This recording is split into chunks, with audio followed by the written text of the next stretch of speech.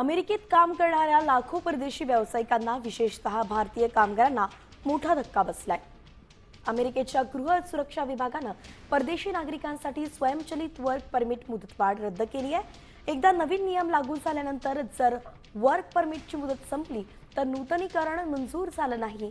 कर्मचाऱ्यांची कामाची परवानगी फक्त एका दिवसानंतर संपणार आहे। पूर्वी जर त्यांचा नूतनीकरण अर्ज प्रलंबित असेल तर परदेशी कामगार त्यांच्या वर्क परमिटची मुदत संपल्यानंतर 540 दिवसांपर्यंत काम करत राहू शकत होते। मात्र आता या नियमात बदल करण्यात आलेत। H1B व्हिसा धारकाच्या जोडीदाराला फटका। L आणि E श्रेणीतील व्हिसा धारकाच्या जोडीदाराला फटका।